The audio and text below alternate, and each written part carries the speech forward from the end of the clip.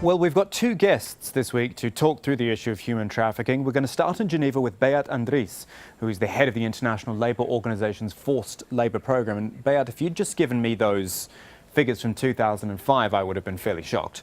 But the increase over these 10 years has been quite incredible, particularly the amount of money involved. I don't like saying this, but it's a whole industry based on suffering.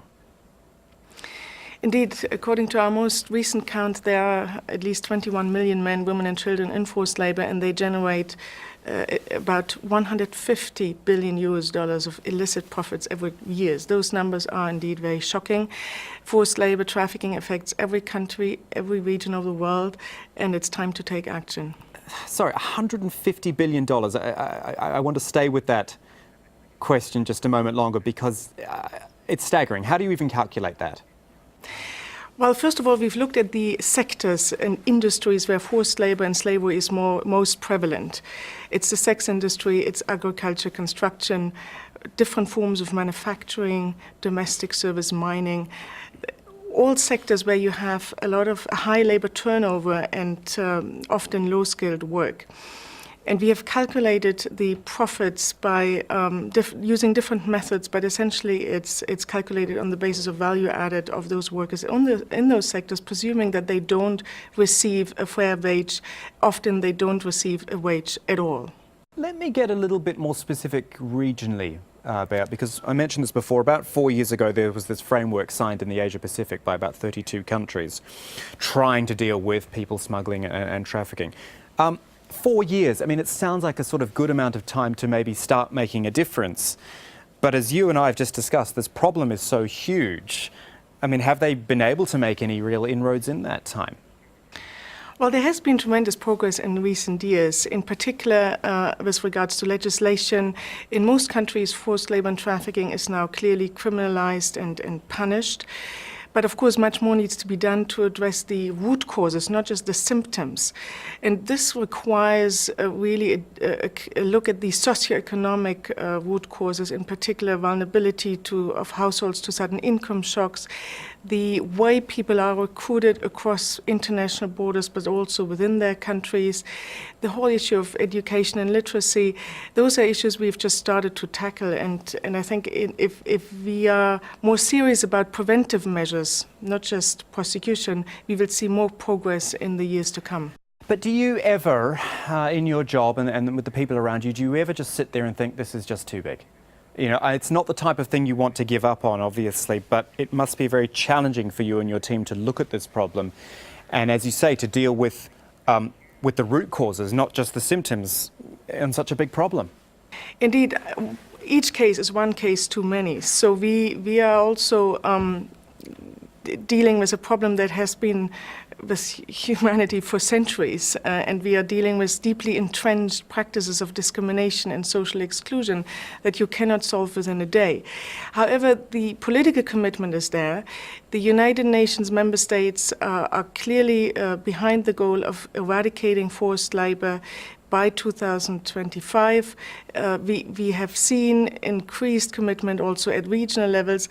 So with the increased political commitment as well as a social movement of citizens, of people behind this, I think we can make a difference. Beate from the ILO in Geneva, we thank you very much for your time. And from Geneva, we move to London to speak to Nick Grono. He's with something called the Freedom Fund. This is a private donor fund looking for ways to combat slavery and trafficking. Nick, welcome. I just want some specifics, first of all, of what you do, because Beate told us about the scope of the issue and indeed, the actual issues at hand. But you're on the front line with all of this. What do you do to help people caught up in slavery and trafficking? So if you look at somewhere like India, which is estimated to have perhaps half the world's people who are in slavery and forced labour and bondage, a typical situation might be where you find a whole community that is working on a brick kiln, and they're forced to work, men, women and children, and they work long hours and they're not free to leave because they have these illegal debts that they can't pay off. And the brick kiln owner might have hired thugs who will ensure that everyone continues to work. So they're working on a daily basis, excruciating hours. The kids aren't going to school to produce bricks. And so a way of combating that is to work with these communities first to persuade them that they're entitled to be free, because often they've worked for decades in this situation and don't actually understand that they have a choice to walk away. So you work with these communities, persuade them that they're entitled to leave this situation of forced labour, and then work with the local authorities to get them out of there, to confront the brick kiln owner, and then to provide them with opportunities to do work that is free and fair. And it's a long, painstaking process, but a very rewarding one. In our work in northern India, just in our very first year last year, we helped bring 2,000 people out of a situation of forced labour and bondage, and helped bring several thousand children back into schooling, into the schooling system. Hired thugs, Nick, you used that phrase, and that really stuck in my head there, because that sounds quite frightening, to be honest.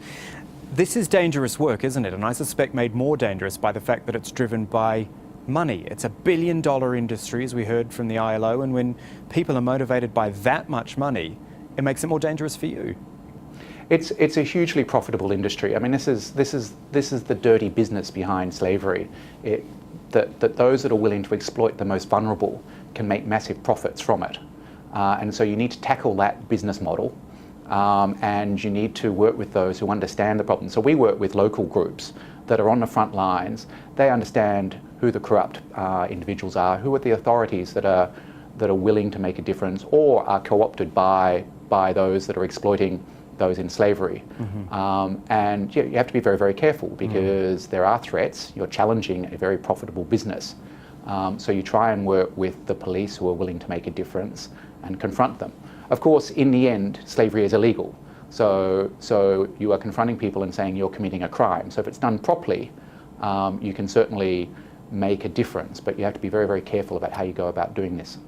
What about your business model, Nick? Do you believe in the efficacy of a private business group that can go in and work directly as you do? Because I guess governments will always be criticised for what they do and what they don't do and what signing a framework or an agreement actually achieves. Whereas a group like yours could perhaps go in of your own choosing and at least try to get the job done. Look, it's a very good question. The reason slavery exists is you have a fundamental failure of government, right? Because slavery is illegal, fundamentally illegal. There's no arguments about the rights or wrongs of slavery.